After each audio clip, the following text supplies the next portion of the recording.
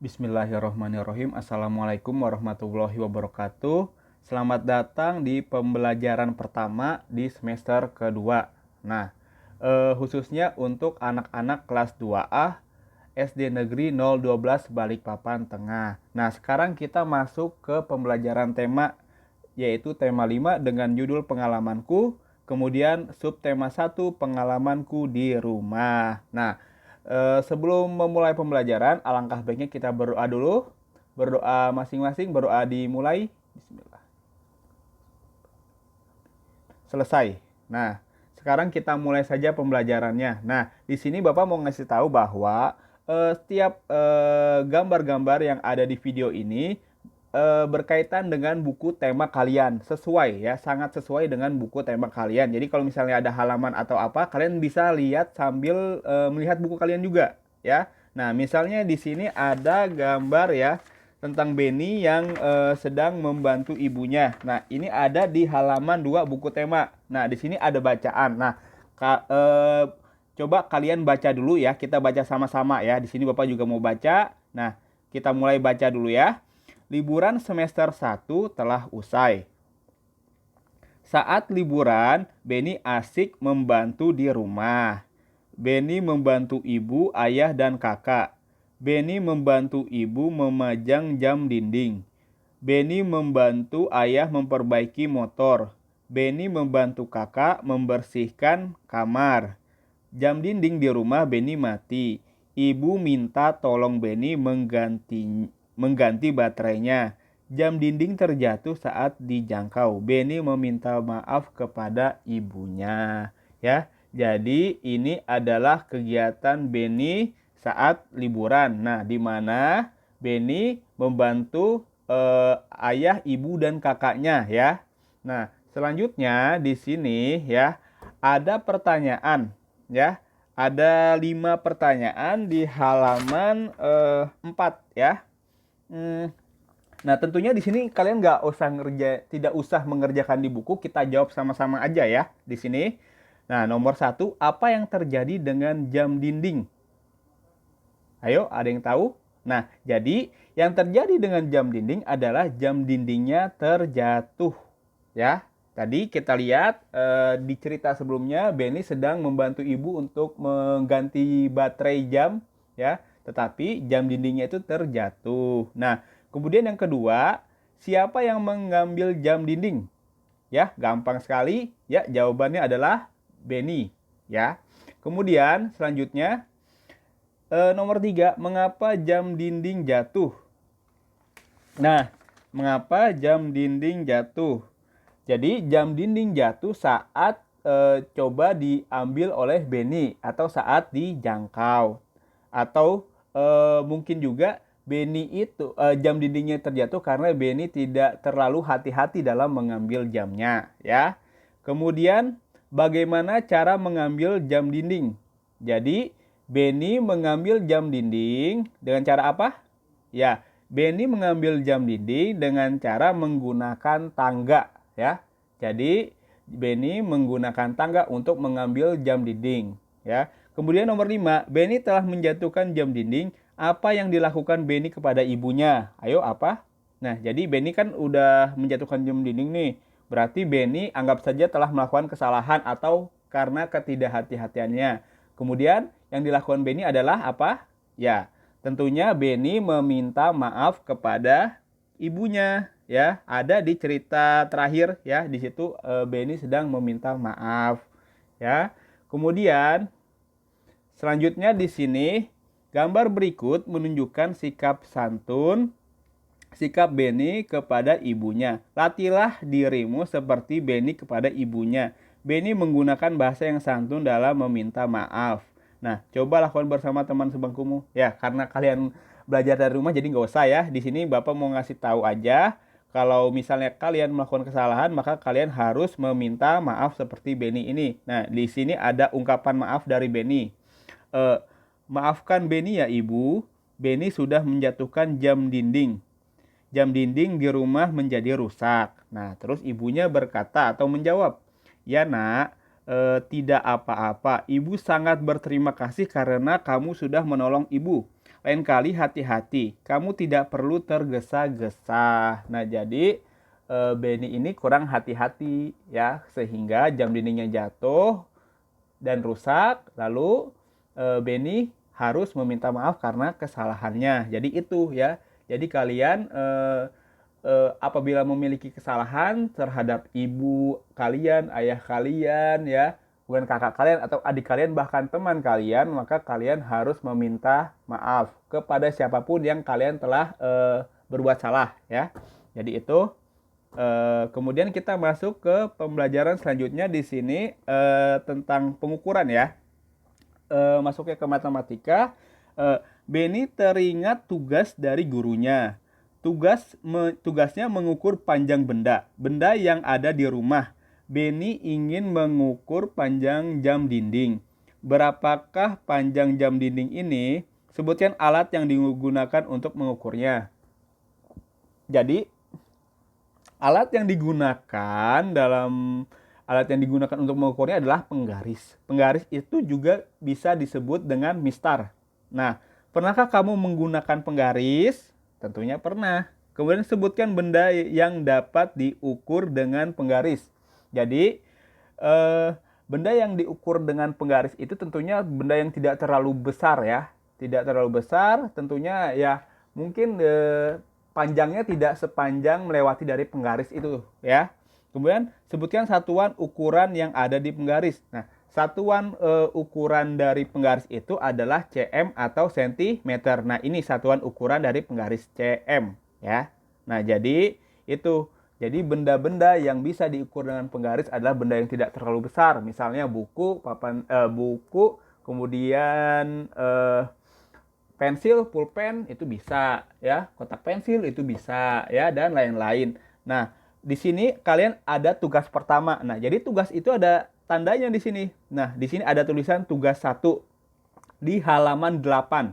Nah, di sini perintahnya kamu sudah mengetahui cara mengukur benda. Ukurlah benda-benda yang ada di sekitarmu. Gunakan penggaris untuk mengukurnya. Nah, kalian jadi mengukur benda-benda yang ada di sekitar kalian, tentunya di rumah ya. Misalnya pensil, pulpen, stip X atau penghapus. Nah, kalian ukur misalnya ya.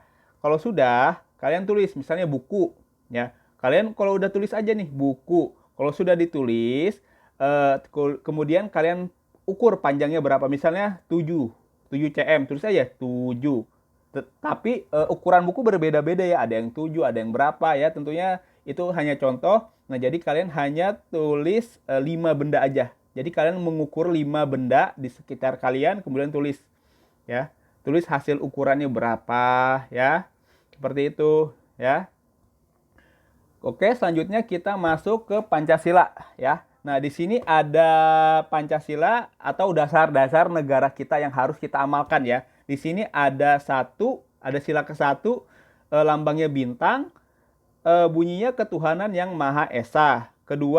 Sila kedua ini lambangnya rantai, bunyinya kemanusiaan yang adil dan beradab. Kemudian sila ketiga, lambangnya pohon beringin, bunyinya Persatuan Indonesia. Kemudian sila keempat, lambangnya adalah kepala banteng, kerakyatan yang dipimpin oleh hikmat kebijaksanaan dalam permusyawaratan perwakilan. Kemudian sila kelima di sini keadilan sosial bagi seluruh rakyat Indonesia. Lambangnya adalah padi dan kapas. Nah, sekarang kita masuk ke bahasan tentang sila pertama nih. Nih, ini sila pertama adalah ketuhanan yang Maha Esa. Lambangnya adalah bintang. Ya, paham ya? Ingatin, lambang sila pertama adalah bintang, bunyinya ketuhanan yang Maha Esa. Jadi contoh pengamalannya ya. Kita harus mengamalkan, misalnya pengamalannya itu tentang kegiatan-kegiatan tentang agama. Nah, karena agama di Indonesia itu mungkin ada sekitar 6 yang diakui di Indonesia, tentunya adalah kegiatan yang berkaitan dengan agama tertentu. Nah, misalnya beribadah, berdoa, sholat ya. Nah, itu kalau orang Islam. Kalau misalnya agama lain itu disesuaikan dengan kegiatannya. Misalnya ada yang pergi ke gereja ya, hari Minggu, sekolah Minggu. Nah, itu bisa. Kemudian, nah di sini ada 6 gambar. Kita jawab sama-sama ya. Kira-kira dari gambar 1 sampai 6 ini gambar mana yang menunjukkan atau mencontohkan sila pertama atau ketuhanan yang Maha Esa? Nah, tentunya di sini ada gambar orang sedang berdoa. Kira-kira apakah menunjukkan sila pertama? Ya, tentunya iya, ya. Kedua, ada gambar orang sedang bergotong royong. Apakah menggambarkan sila pertama? Tidak, ya. Ketiga, di sini ada gambar dua orang yang sedang berbincang-bincang. Apakah menggambarkan sila pertama? Tidak. Keempat, ada orang yang sedang beribadah. Nah, ini agamanya Hindu ya. Apakah menggambarkan sila pertama? Ya, karena dia beraktivitas berkaitan dengan agamanya.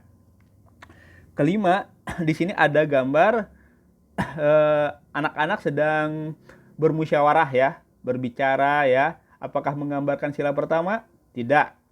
Yang keenam, ini berkaitan dengan ini ada yang sedang berduka ya, ada yang meninggal ya. Tentunya mereka sedang melakukan upacara ya. Kalau nggak salah sedang upacara duka ya. Apakah menggambarkan sila pertama? Ya, karena berkaitan tentang agama ya, berhubungan dengan agama. Jadi yang berkaitan dari gambar ini yang menggambarkan sila pertama itu di gambar nomor 1, 4, dan 6 ya. Jadi dari 6 ini hanya ada 3 saja yang betul. Maksudnya yang dicentang ya, yang di checklist. Nah, selanjutnya di sini ada tugas kedua. Tugas kedua kalian ingat ya, kalau tugas itu ada nih tandanya ya. Ada tandanya tugas 2 halaman 19. Ya. Kalian tulislah sikap yang sesuai dengan sila pertama Pancasila. Ya, tadi Bapak udah jelasin sikap yang sesuai dengan sila pertama Pancasila adalah sikap-sikap yang berkaitan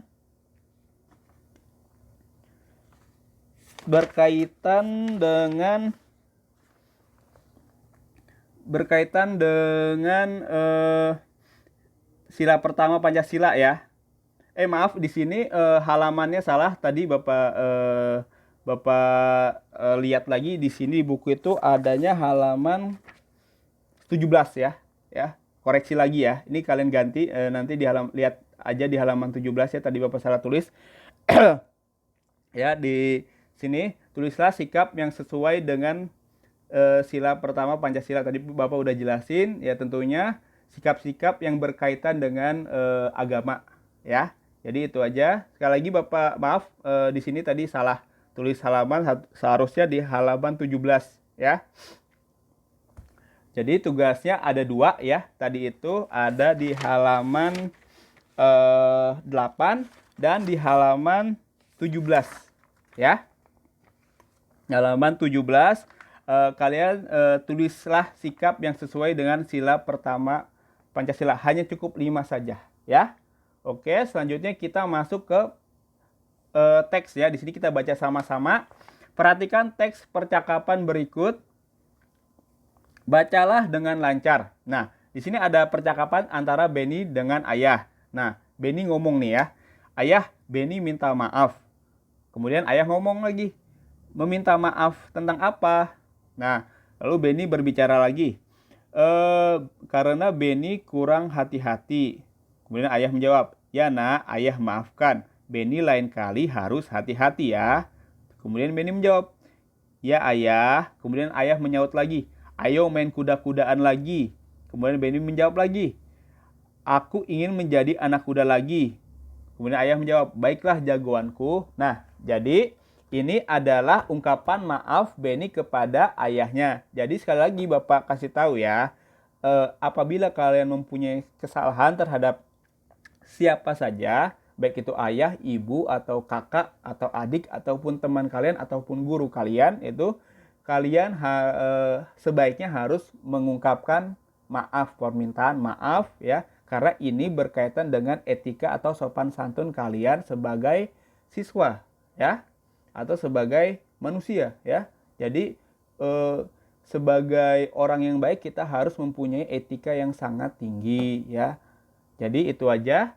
Nah, sekian pembelajaran dari Bapak. Apabila ada kekurang jelasan, silakan hubungin Bapak by WhatsApp ya. Selebihnya itu kemudian kalau misalnya kalian tidak bisa mengerjakan sendiri, silahkan kalian minta tolong kepada orang-orang terdekat kalian, misalnya ayah, ibu, atau kakak-kakak kalian. Silahkan. Mungkin itu aja. Assalamualaikum warahmatullahi wabarakatuh.